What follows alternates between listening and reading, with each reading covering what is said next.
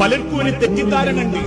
6 അടി മണ്ണിലേക്ക് ഇറക്കി വെച്ച് കഴിഞ്ഞാൽ നസലൽ അമീനു മലക്കു ജിബ്രീൽ, ജിബ്രീൽ അലൈഹിസ്സലാത്തു വസ്സലാമയിലൂടെ പടച്ച റബ്ബ് നിശ്ചയിച്ച മലക്കുകൾ കബറിലേക്ക് വരും. എന്നിട്ട് ആ കബറാളിയെ തട്ടിവിളിച്ച് കബറിന്റെ ഭിത്തിയിലേക്കൊന്ന് ചാരിക്കടത്തും. എന്നിട്ട് ചോദിക്കും, മൻ റബ്ബുക, നിന്റെ റബ്ബാല? ഇത് കേൾക്കുമ്പോൾ ചിലപ്പോൾ നമ്മളിൽ ചിലർക്ക് തോന്നാറില്ലേ, റബ്ബി അല്ലാഹ്, എന്റെ റബ്ബ് അല്ലാഹുവാണെന്ന് പറയാം.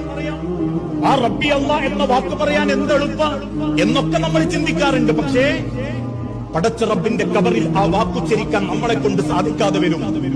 റബ്ബി അല്ലാഹ് എന്ന് പറയാൻ ഒരു വിശ്വാസിക്ക് പടച്ച റബ്ബ് അവസരം കൊടുക്കുന്നത് അവൻ റബ്ബിൽ ഇസ്സത്തിന് വേണ്ടി ജീവിച്ചവനാവണം.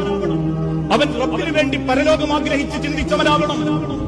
പറയാൻ എളുപ്പമുള്ളതും കേൾക്കാൻ രസമുള്ളതുമായ ആ 2 വാക്ക് പോലും കബറിൽ ഉച്ചരിക്കാൻ കിട്ടൂലാന്ന റബ്ബിന്റെ ചോദ്യത്തിന്റെ മുൻപിൽ. കാരണം അള്ളാഹുവിന്റെ തിരുദൂതൻ മദീന പള്ളിയിൽ വെച്ചത് പറഞ്ഞപ്പം സഹാബാക്കളിൽ ചിലർ ചോദിച്ചു, നബിയേ, വഅൻ തശ്ഹദ അല്ലാ ഇലാഹ ഇല്ലല്ലാഹ്, ഷഹാദത്ത് കലിമ നാവ് കൊണ്ട് പറഞ്ഞവർക്കൊക്കെ അത് പറയാൻ കിട്ടൂലേ? തിരുദൂതൻ തലയാട്ടിയിട്ട് പറഞ്ഞു, ലാ, കിട്ടൂല സഹാബത്തെ. ഹൃദയം കൊണ്ട് റബ്ബിനെ സ്നേഹിക്കുകയും ആ ഹൃദയം കൊണ്ട് റബ്ബിനെ തൃപ്തിപ്പെടുത്തുകയും ചെയ്തവർക്കല്ലാതെ.